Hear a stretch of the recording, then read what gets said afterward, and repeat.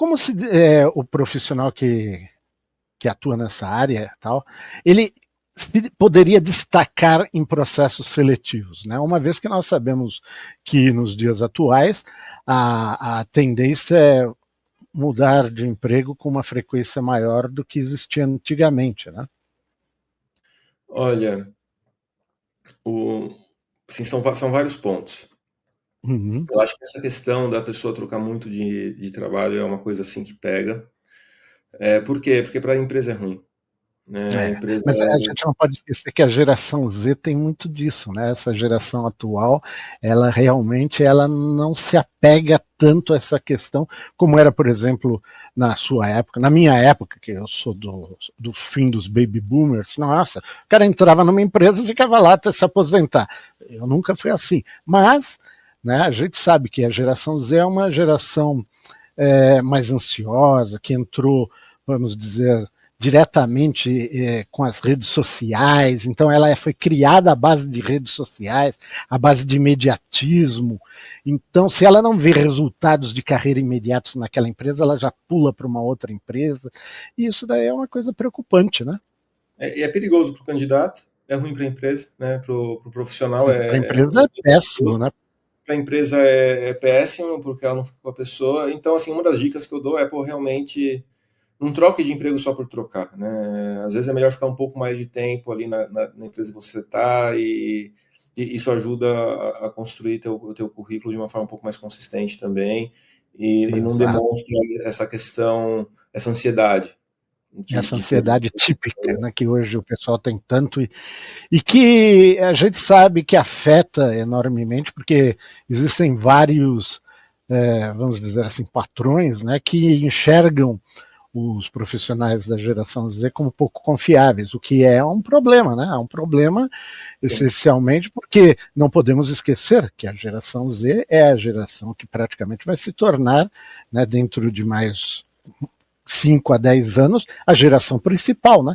O resto vai estar envelhecendo, o resto vai estar muitas vezes se aposentando, saindo do mercado de trabalho, partindo para outra, como se diz, e cabe à geração Z dar continuidade a isso. E as empresas, infelizmente, elas não podem se dar o luxo de ter essa mudança contínua, porque é um investimento monstruoso para você captar e formar internamente na cultura da sua organização um profissional, né?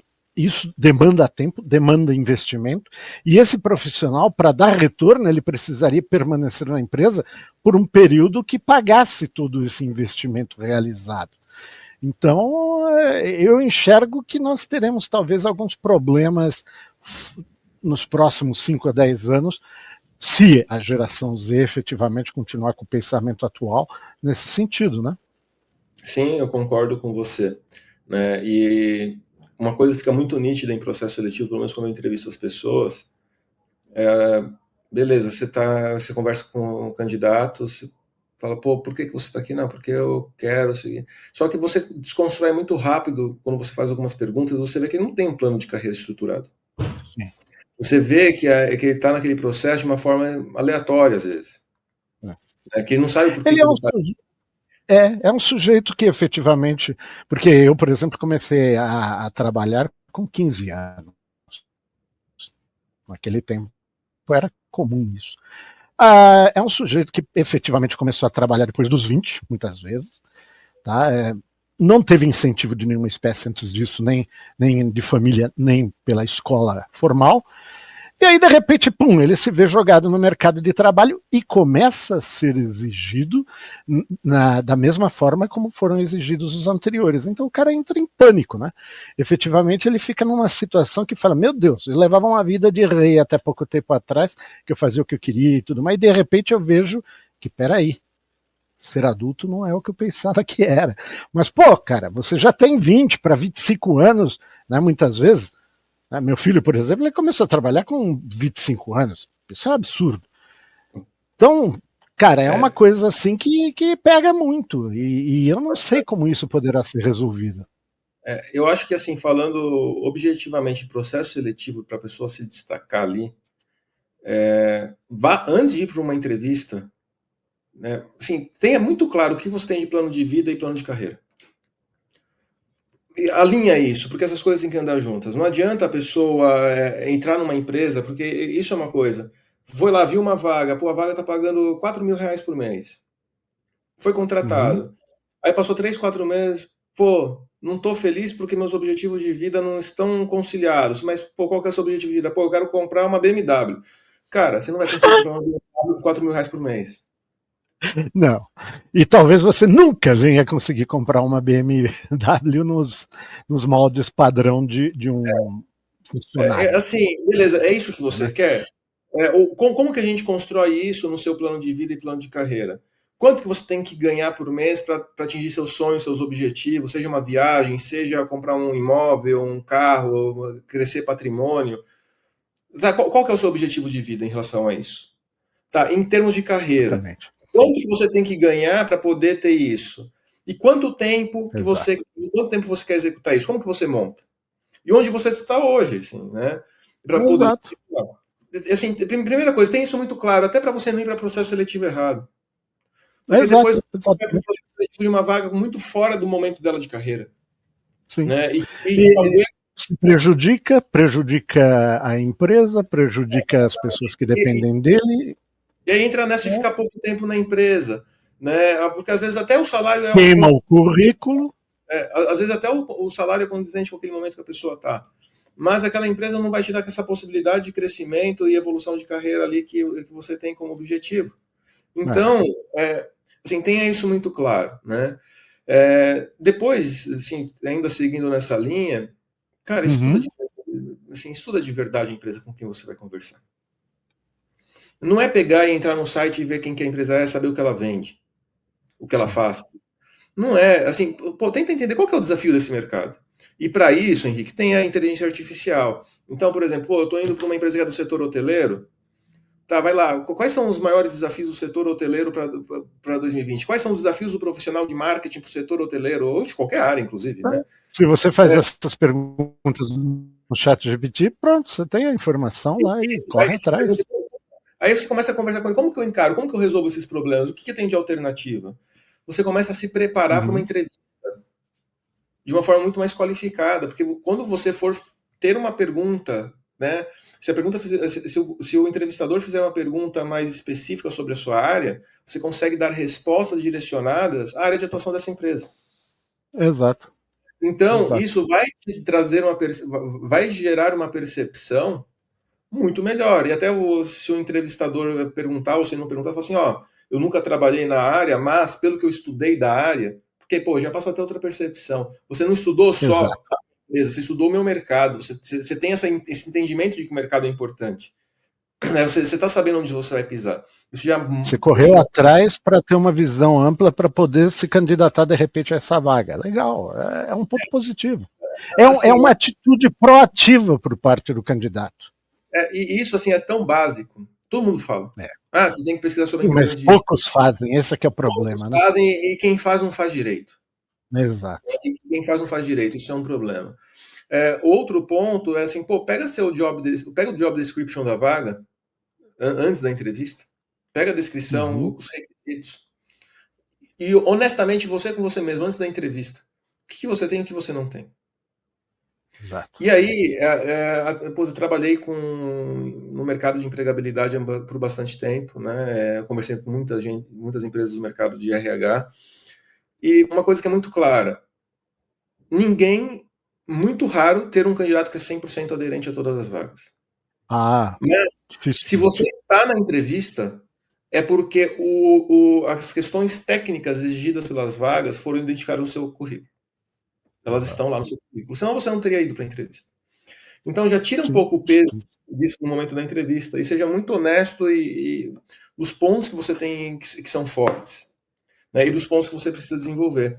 Mas ainda tem que ter uma habilidade de entender, pô, desses requisitos que essa vaga tem, para esse setor que ela atua, para esse cargo especificamente, quais são os mais importantes?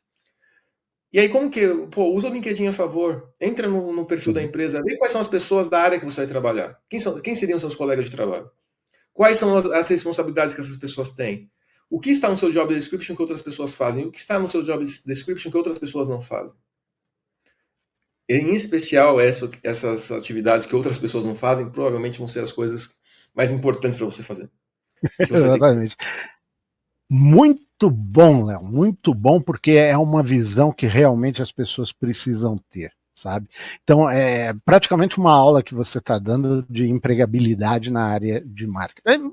Para falar a verdade, bem mais amplo que a área de marketing, porque é uma atitude que tem que ser adotada por qualquer profissional, mas casa maravilhosamente bem para isso.